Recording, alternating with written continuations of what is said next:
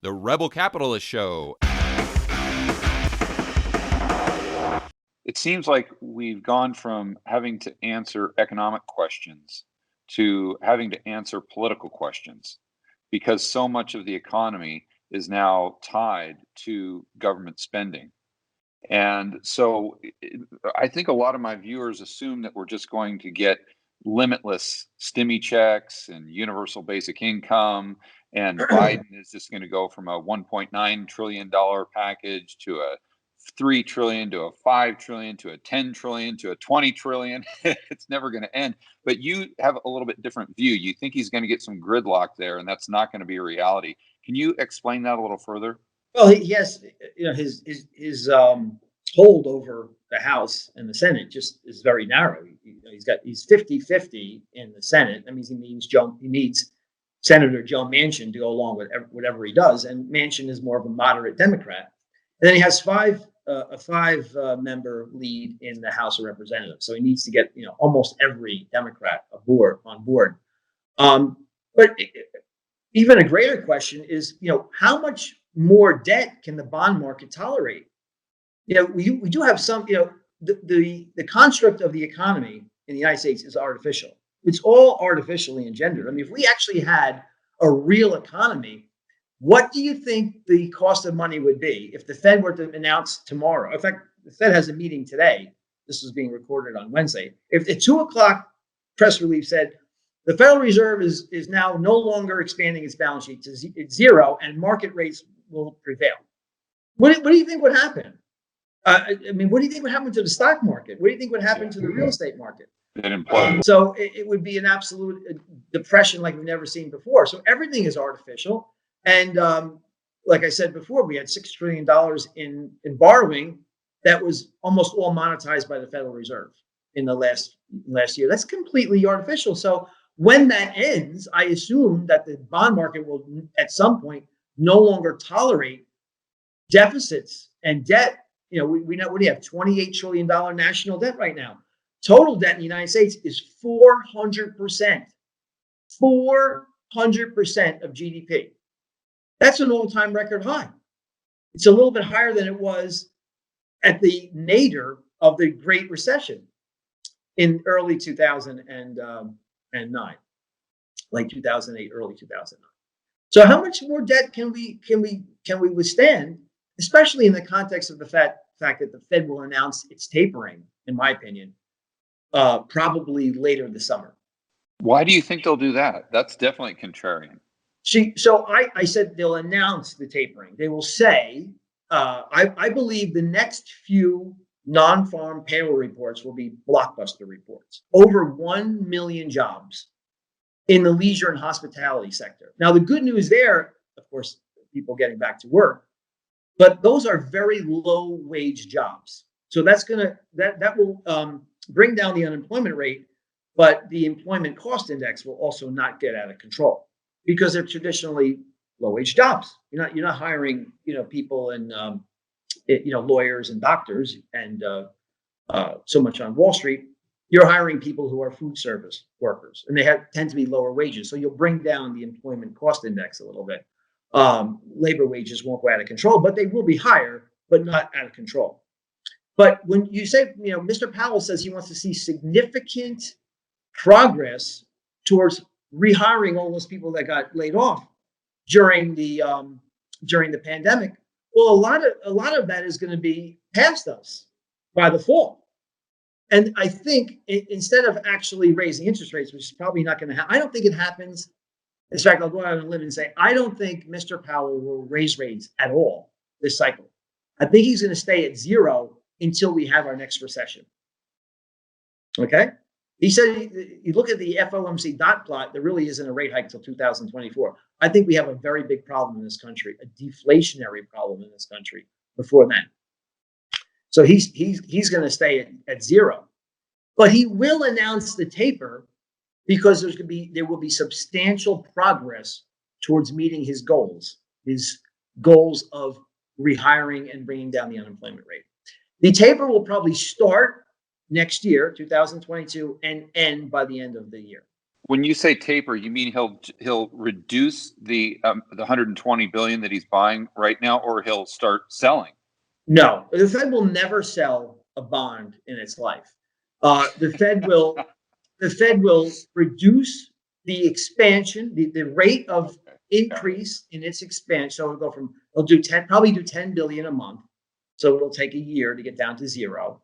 And then he'll just either keep the balance sheet and have a period of stasis for a while, or he will let it run off. In other words, when a bond matures, he won't go and buy another one in the open market. So that's how he will unwind his balance sheet. So the idea of the Fed actually selling bonds, and when you're running an annual deficit of trillions and trillions of dollars, which is over 15% of GDP, the idea of the Fed adding to that by selling bonds, which is more debt that the free market economy has to absorb, is out of the question. They'll never do it. They will let those assets roll off the balance sheet. That's what I'm predicting. So if that happens, what do you think the long end of the yield curve does? Do you think it immediately spikes and therefore the stock market crashes?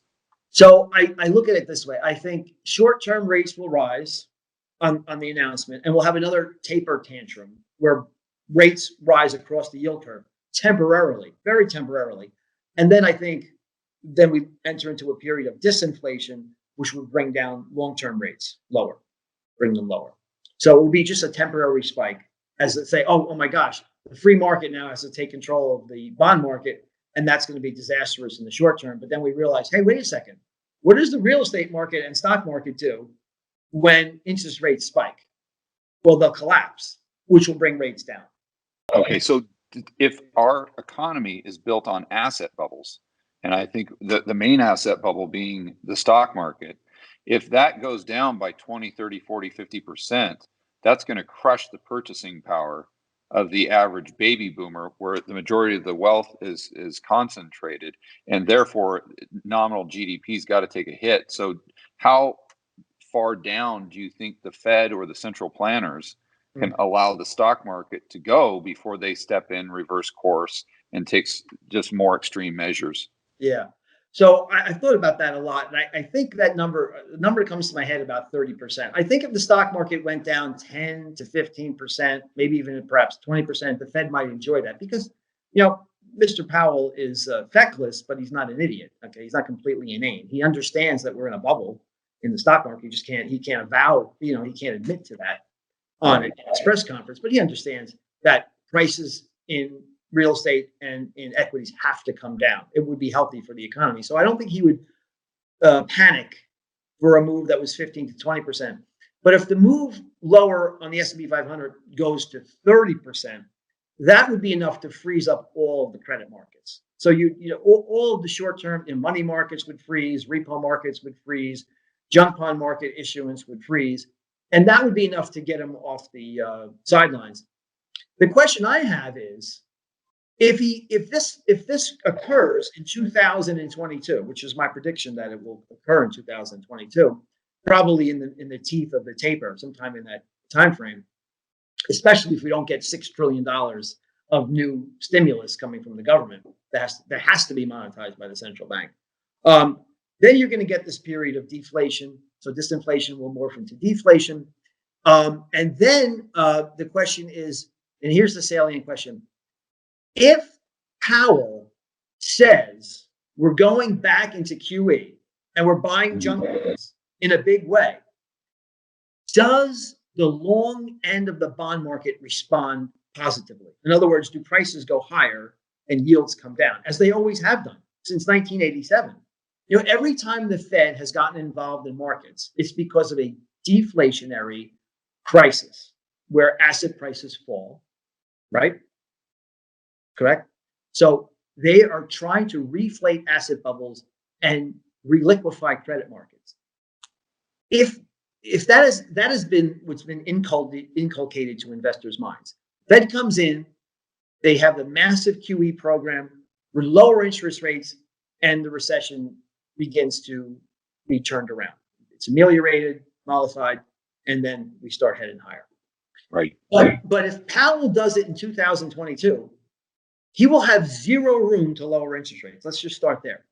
It normally takes 500 basis points or more of interest rate reductions to re-stimulate the economy and to reinflate asset prices. He'll have no room at that point. And he will also be in some form of QE. It may not be 120 billion a month, it may be 60 billion a month at that time. So, at the height of the Great Recession in 2008, QE was 85 billion a month. It's now 120 billion. If he's already at some capacity of say 60 billion a month, going from 60 billion to 100 billion a month, is that enough to reinflate asset prices when he has no room to lower interest rates? And even if that's successful, does the bond market remain quiescent? In other words, think about this, George. In 2008, we were all told by Ben Bernanke that this was a one-time emergency measure that the Fed would have to undertake. We would expand the balance sheet, we would lower interest rates. Once the housing market healed, we would never have to do this again. This was a once in 100-year storm. Well, that wasn't really true, right? I mean, you remember, and you talked about it in the pre-interview, the repo market completely froze in the summer of 2019. The Fed was already in QE, back into QE in 2019, and had lowered interest rates 3 times by the end of that year. This was before the pandemic broke out. So the economy doesn't function. The asset bubbles and the artificial nature of these asset bubbles and the economy cannot exist unless interest rates are extremely low, practically zero. And you have a constant infusion of new monetary fuel.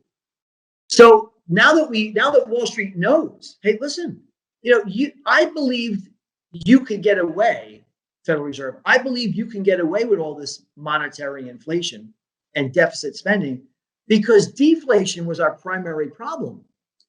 What if they do it the next time and the Fed comes back in a huge way with QE, even bigger than before, adopt some form of universal basic income, and the bond market says, wait a second, I understand what's going on here. You will never be able to stop QE. You will never be able to raise interest rates. And that starts to affect the sovereign bond market here in the United States, which sends yields much higher. That's a risk. That's not a prediction. That's a salient risk. And if that happens, you will not stem the tide of a 30% reduction in equity prices. You'll have bond prices crater at the same time stock prices crater, at the same time real estate craters, because rates are rising instead of falling. Long-term rates are rising instead of falling as they usually have done. So you can turn a pretty bad recession and a pretty severe market correction into an absolute wipeout, 50 to 80%. That's the risk.